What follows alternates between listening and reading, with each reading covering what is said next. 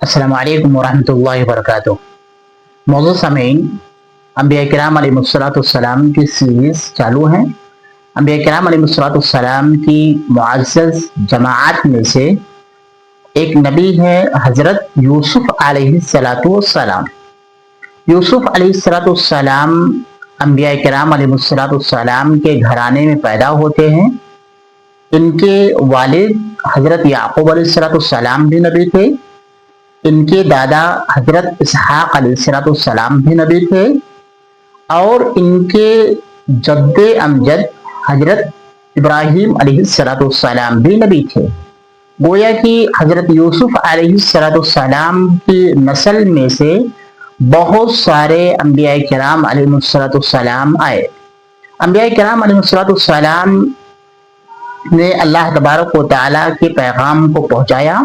यूसुफ अलैहिस्सलाम जब हजरत याकूब अलैहिस्सलाम के घर के अंदर पैदा होते हैं तो बचपन से ही अल्लाह तबारक व तआला ने इनके अंदर बहुत सारे ऐसी खासियत, बहुत सारे ऐसी खूबियां पैदा की थी जो आम बच्चों के अंदर नहीं थी।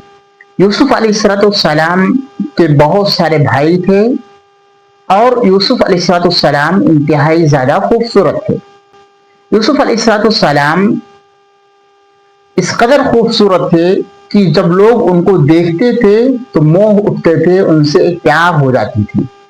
हजरत यूसुफ अलैहिस्सलाम के वालिद हजरत याकूब अलैहिस्सलाम उनसे बेइंतहा मोहब्बत करते थे, बेइंतहा उनसे लगाव रखते थे और यही मोहब्बत, यही लगाव थी जिसको देख करके उनके बाकी दूसरे भाई उनसे हसद करने लगे, उनसे जलन करने लगे।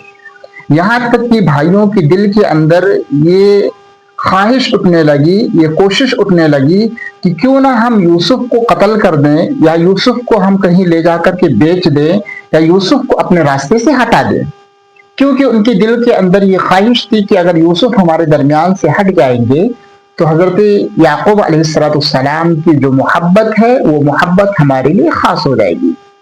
चुनांचे इसी मकसद से, इसी इरादे से एक बार हजरत याकूब अलैहिस्सलाम से उनके बच्चे मशवरा करते हैं और कहते हैं कि वालिद साहब, आज खुशी का दिन है, आज एक अच्छा दिन है, क्यों ना हमें हजरत यूसुफ को हमारे साथ भेज दें ताकि हम उनको बाहर लेके जाएं, उनको खिलाएं, अपने साथ खेलें और इसी तरीके से हम एक अच्छा वक्त उनके साथ गुजारें।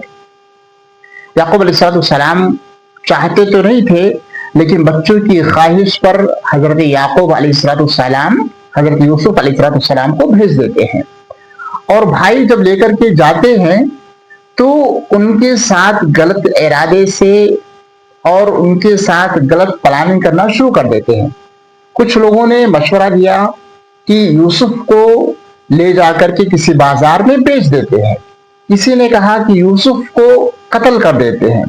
किसी ने कहा कि हम यूसुफ को कत्ल ना करें बल्कि किसी कुएं के अंदर ले जाकर के फेंक दें और वहां से अगर कोई दूसरा ग्रुप आएगा, दूसरी ग्रोह आएगी तो उसको लेकर उठा करके लेकर चली जाएगी।